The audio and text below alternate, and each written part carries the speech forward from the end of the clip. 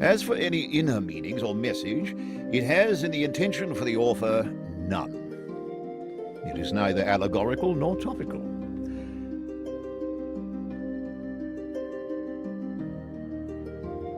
I cordially dislike allegory in all its manifestations, and always have done so since I grew old and wary enough to detect its presence. I much prefer history, true or feigned, with its varied applicability to the thought and experience of readers. I think that many confuse applicability with allegory, but the one resides in the freedom of the reader, and the other in the purposed domination of the author. 톨킨 교수는 영국을 위한 새로운 신화를 창조하고 싶어 했습니다. 그래서 유럽의 역사와 언어와 지리, 그리고 톨킨 본인의 경험에서 영감을 얻은 가운데 땅의 이야기를 만들었습니다. 그러나 톨킨 교수가 사상적, 정치적인 알레고리적 비교를 싫어했음에도 불구하고 예전부터 지금까지 반지의 제왕에 직접적으로 현실의 사안을 대입하려는 시도가 이어져 오고 있습니다.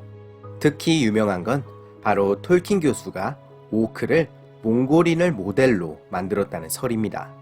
과연 이 말은 어디에서, 어떤 상황에서 나온 것일까요? 오늘은 이 오크의 모델은 몽골인이라는 설에 대한 진실을 알아보도록 하겠습니다.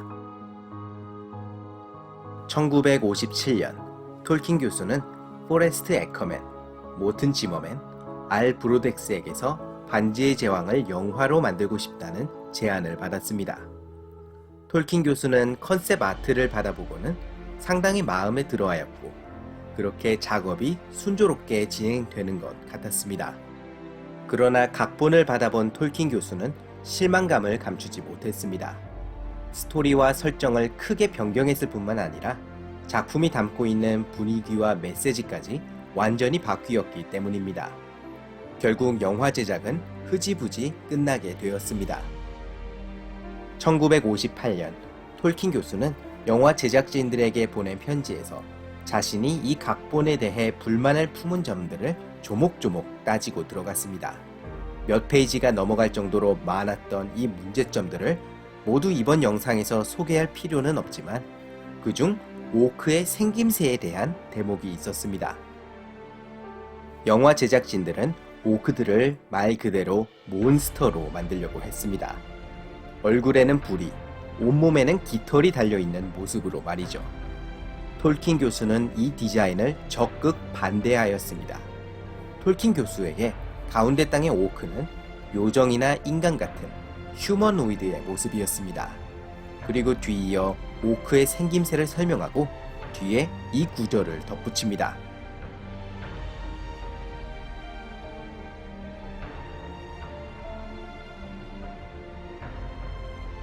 이 구절이 톨킨 교수가 처음이자 마지막으로 평생 딱 한 번 오크와 몽골인을 연관지은 대목이자 오크는 몽골인을 모델로 만들어졌다라는 설의 증거로 꼽히는 부분입니다. 하지만 이 대목을 하나하나 자세히 살펴보면 그 뉘앙스는 상당히 다릅니다.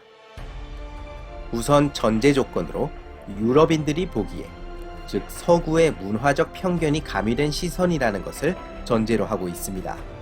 거기에 몽골인의 모습을 더욱 흉측하게 일그러뜨린 생김새라고 말합니다.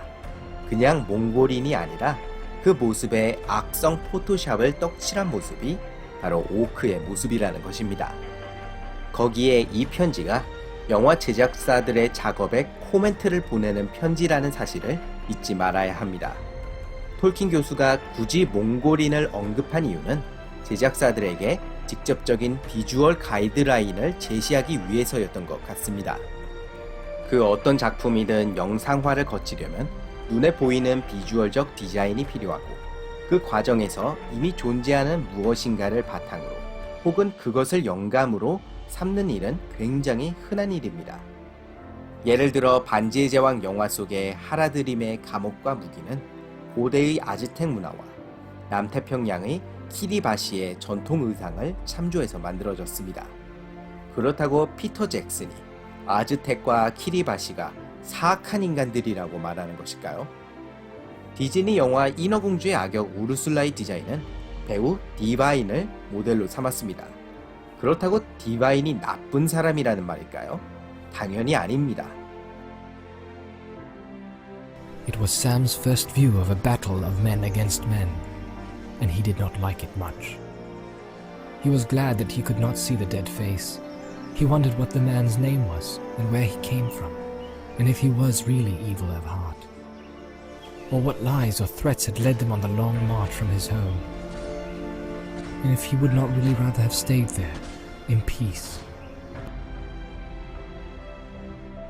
게다가 톨킨이 이 대목에서 지적하는 부분은 바로 오크의 정체성이 아니라 오크의 겉모습입니다. 말하자면 오크의 행동 방식이나 사고 방식을 몽골인과 비교한 적은 없다는 것입니다. 그렇기 때문에 오크라는 종족 자체를 몽골인을 모델로 해서 만들었다는 설은 증거가 부족한 추측일 뿐입니다. 물론 어떤 대상에 대한 작가나 디자이너의 믿음이나 편견이 그들의 창조물에 반영되는 것 역시 흔합니다. 하지만 앞서 말씀드렸다시피 톨킨 교수는 현실의 경험에 영감을 얻어서 가운데 땅에 반영은 했지만 그것이 현실과 1대1로 비유하는 것은 결코 아니었습니다. 난쟁이들의 역사와 언어는 유대인들의 역사와 언어에서 영감을 얻었지만 그렇다고 난쟁이가 유대인을 비유하는 것은 아닙니다. 나무 수염의 우렁찬 목소리는 친구 C.S. 루이스의 목소리에서 영감을 얻었지만 나무 수염을 C.S. 루이스에 비유한 것은 아닙니다. 오크는 어떤 특정한 인종이나 나라를 모델로 삼은 것이 아니라 가운데 땅의 요정이나 난쟁이, 엔트 같은 가상의 종족들 중 하나일 뿐입니다. 애초에 오크 자체가 유럽의 설화에 등장하는 생명체인 고블린을 좀 더 사악하게 발전시킨 존재입니다. 그리고 먼 옛날 11세기에 사악한 괴물이라는 뜻을 가지고 쓰였던 고대 영어 단어를 그 이름으로 붙인 것입니다. 톨킨 교수는 유럽의 역사와 언어, 그리고 자신이 겪은 경험을 참고하여 가운데 땅을 창조하였습니다. 현실의 사상적, 정치적 사안들과 직접적인 비교를 하는 것을 의도하지도 좋아하지도 않았죠. 그렇기 때문에 가운데 땅의 작품들에 개인적인 의견과 감상을 표현하는 것도 좋지만 톨킨 교수가 원했던 대로 이야기는 그냥 이야기로서 읽는 것이 좋지 않을까요?